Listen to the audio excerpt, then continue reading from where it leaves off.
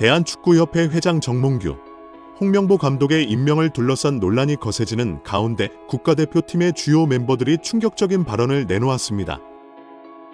22에서 23 시즌 대표팀의 다수 선수들이 국회 보의를 앞두고 홍명보 감독이 사퇴하지 않으면 대표팀에서 탈퇴하겠다는 강경한 입장을 밝혀 축구계에 큰 파장을 일으켰습니다.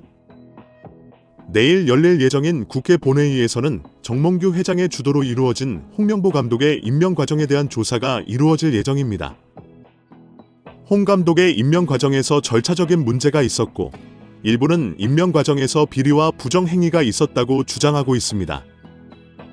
특히 대한축구협회, KFA가 홍명보 감독과의 계약에서 일부 조건과 비밀 조항을 공개하지 않아 투명성 문제가 계속 제기되고 있습니다. 이번 논란은 정몽규 회장이 현대정의선 사장에게 급히 도움을 요청하며 국면을 맞이했습니다. 정몽규 회장은 정의선 사장과의 협력을 통해 상황을 수습하려는 것으로 보입니다. 정의선 사장은 현대자동차 그룹을 이끄는 인물로서 한국 축구계에서도 중요한 영향력을 행사해왔습니다. 그가 이번 사태에 개입할지 여부는 향후 축구계와 정치권의 움직임의 중요한 변수로 작용할 전망입니다. 선수들의 강경 발언은 국회에서 열릴 예정인 보의의 분위기를 더욱 심각하게 만들고 있습니다. 이번 발언은 단순한 팀 내 갈등을 넘어 국가대표팀의 존립과 한국 축구의 미래를 위협하는 문제로 발전할 가능성이 있습니다.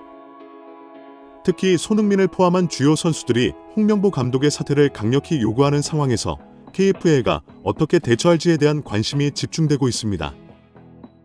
대한축구협회는 현재까지 홍명보 감독의 임명과 관련된 비밀 조항에 대해 공식적인 입장을 내놓지 않았습니다. 하지만 국민과 축구 팬들의 거센 비판 속에서 KFA가 어떠한 결정을 내릴지 주목되고 있습니다. 홍명보 감독과 그가 이끌던 한국 축구 대표팀이 현재 격한 논란의 중심에 서 있습니다.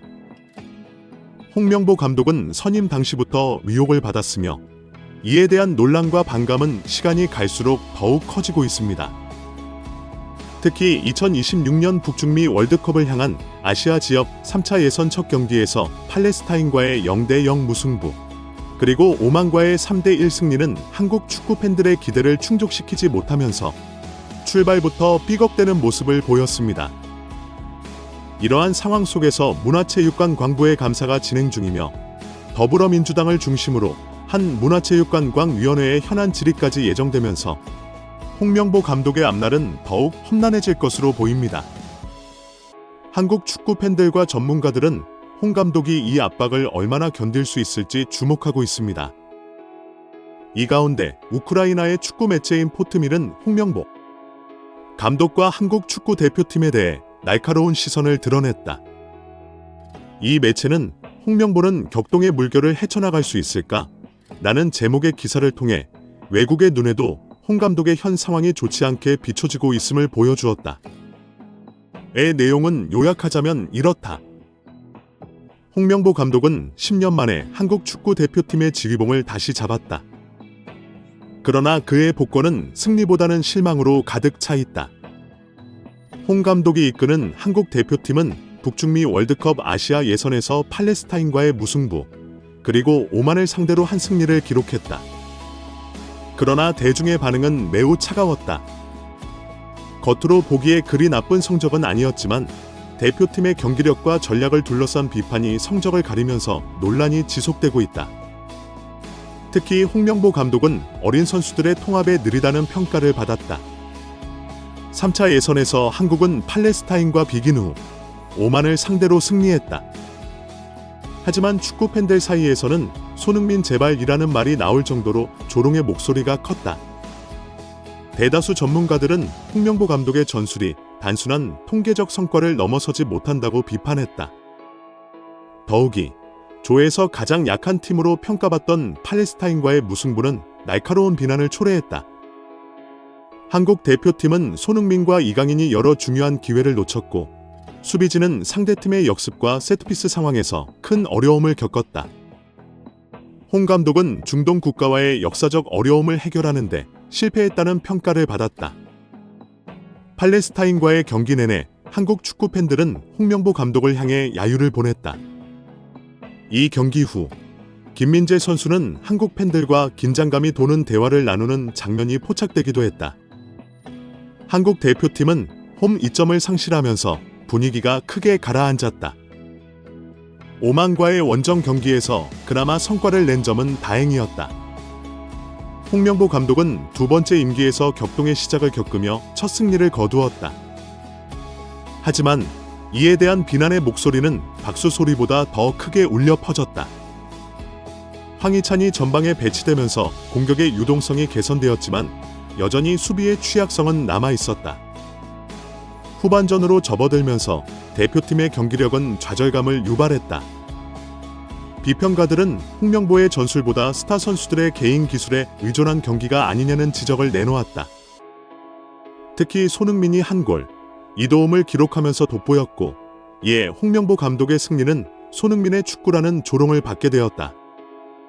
앞으로 홍명보 감독에게는 선수단의 세대 교체 요구와 함께 경기력 향상에 대한 압박이 크게 다가올 전망이다. 팬들의 불만은 홍명보 감독뿐만 아니라 그를 선임한 대한축구협회의 결정 과정에 대한 불신에서 비롯되었다는 분석도 나오고 있다. 축구 팬들은 설령 월드컵 결승에 진출하더라도 응원하고 싶지 않다며 강한 불만을 표명하고 있으며, 홍명보 감독과 함께 대한축구협회 회장인 정몽규의 사임을 요구하는 목소리도 점차 커지고 있다. 이제 홍명보 감독에게는 모든 경기가 중요한 의미를 지니게 되었다. 그는 경기력을 향상시키고 선수단의 세대 교체를 이루며 승리를 거둬야 할 과제를 안고 있다. 팔레스타인과의 경기에서 출전한 선수들의 평균 연령은 30.3세였다. 이는 2년 후 다가올 월드컵을 대비해 젊은 선수들을 더욱 많이 투입해야 한다는 절박함을 보여주고 있다. 홍명보 감독은 리그에서 활약 중인 양민혁을 비롯해 여러 젊은 선수들을 선발했지만 실제 출전 시간에 있어서는 세대 교체를 제대로 구현하지 못하고 있다. 홍명보는 과거 한국 축구의 상징적인 인물이었다. 그는 울산 현대를 이끌며 2년 연속 리그 1 우승을 차지하며 감독으로서의 능력을 입증한 바 있다. 그러나 현재 그는 여론의 냉혹한 비판에 직면해 있다. 앞으로 홍명보 감독은 더 많은 도전과 마주하게 될 것이다. 특히 오는 10월에 예정된 요르단과 이라크와의 중요한 경기들이 그의 향후 감독직 유지에 큰 영향을 미칠 것으로 보인다. 여기에 더해 홍명보 감독의 선임 과정에 대한 국회의 심문이 예정되어 있어 그의 입지는 더욱 불안정해질 수 있다. 만약 이 신문에서 홍명보 감독이 제대로 된 답변을 내놓지 못한다면 팬들의 비판적인 야유는 다음 경기에서도 계속될 것이다.